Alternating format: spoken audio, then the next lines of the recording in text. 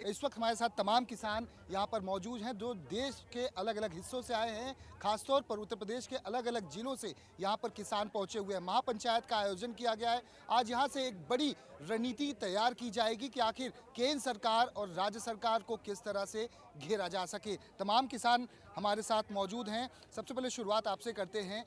किसानों के जो मुद्दे हैं, आखिर किसान हर दूसरे महीने, हर दूसरे हफ्ते सड़कों पर होता है, जिलाधिकारी के ऑफिस में होता है, कलेक्टर के ऑफिस में होता है, दरवाजे को बंद कर दिया जाता है, सड़कों को जाम कर दिया जाता है। आखिर सरकार क्यों नहीं सुन रही है? देखिए, आप लोग प्यार से बोलते हैं, मन की बात बोलते हैं, तो मन की बात क्यों नहीं सुन रही सरकार? देखिए, मन की तो किसी ने, ये मेरे मन की किसी ने जानी, या खुदा तेरे मन की किसी ने जानी, मन की किसी ने जानी है नहीं जानी। बात अडानी की करते हैं, कोई गन्ने भुगतान की नहीं करता, कोई विकास की बात नहीं करता, कोई बाबा बागेश्वर की सनातन धर्म की बात करते हैं, कोई जो पिक्चर पठानकोट की बात करते हैं, कोई रामचरितमानस पर। ये आने वाला चुनाव जो 2024 में जो ये आने वाला चुनाव जो लोकसभा का, ये जाति उस पे होगा।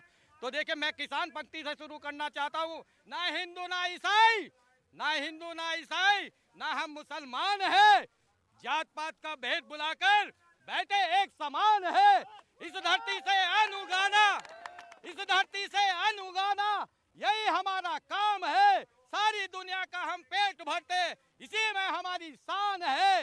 एक बाप के हम सब बेटे, हम तो बस किसान है, हम तो बस किसान है।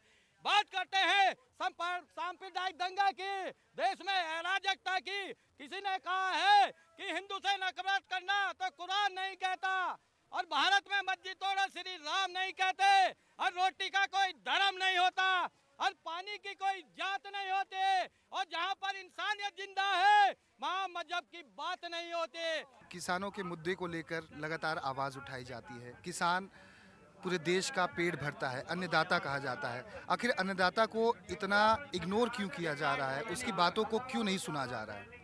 देखिए, मैं आपको बताना चाहूँगा कि किसान बहुत सीधा साधा भोला भाला इंसान है। ये पूरे देश का, पूरे हिंदुस्तान का, पूरी दुनिया का पेट भर रहा है। और किसान एक जो शब्द है, इसकी जो इसका अगर इसकी परिभाषा करी जाए तो जितना लिखा जाए उतना कम है इस किसान के लिए। क्योंकि किसान तो भोला भाला, उसे कोई भी बहका लेता है। माने हमारे प्रधानमंत्री जी भी यही कहते हैं कि मैं किसानों की दोगुनी आय कर दूंगा, 15-15 लाख रुपए दूंगा, उनको ऐसा करूंगा, वैसा करूंगा, उनके बच्चों को नौकरी भी दूंगा। आज किसान रात दिन खेतों पे पानी तो लगाने जाते जाता था, अब पहले 2 घंटे 4 घंटे के लिए जाता था, पूरी रात के लिए जा रहा है। कि आवारा पशुओं का इतना प्रभाव हो गया है कि अब इतने बुरे हालात हो गए हैं किसान के, अब पूरी रात वहाँ रहना पड़ता है। कितने किसान भाइयों की हमारी जान चलेगी, कितने लोग वहाँ से शहीद हो गए। अब बहुत ज़्यादा दयनीय स्थिति हो चुकी है हमारे इसकी। बस अब तो इस टाइम अडानी और अंबानी की बात चल रही है। देश को पूरा कॉर्पोरेट में लेके जा रहे हैं। जो युवा बच्चे हैं वो नौकरी से बेहाल है, उन्हें नौकरी नहीं मिल पा रही है। लोगों को जो है हिंदू मुस्लिम में लड़ा रहे हैं, सिर्फ और सिर्फ हिंदू मुस्लिम में लड़ा रहे हैं।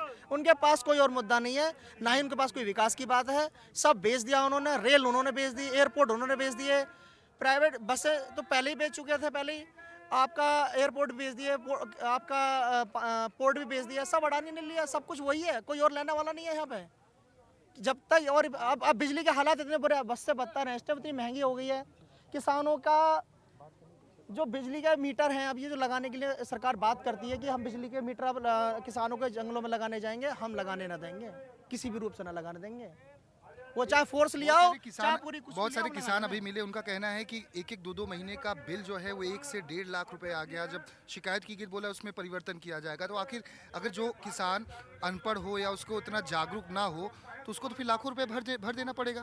देखिए, ये सरकार ऐसे ही काम कर रही है। अपने जो कॉर्पोरेट घराने हैं उनके जो खर्चा है वो हमारे किसान भाइयों पर डाल देते हैं, और वो लोग ऐसे अनाप शनाप बिल भेजते हैं, और फिर बाद में उसमें करेक्शन का नाम करते हैं। उसमें फिर उनके नए बताते हैं वो कि हम ऐसा कर देंगे, वैसा कर देंगे। किसान बहुत परेशान हाल में है, और 2024 में किसान इन्हें बताकर रहेगा इस बात के लिए। आप युवा हैं, क्या करते हैं? आपके पिता की कितनी खेती है, और क्या वाकई जो आपके पिता किसान हैं या आप खुद किसान हैं, कितनी समस्याओं से दो चार होना पड़ता है? क्या जितनी लागत है उतनी निकल पाती है आमदनी आपको? आज के टाइम में लागत बहुत ज़्यादा लग रही है, महंगाई का जमाना है। मोदी जी कहते हैं किसान की दुनिया में होगी। 2014 में 2800 का क्विंटल का अनाज का भाव था, आज 4800 का भाव बैठ रहा है।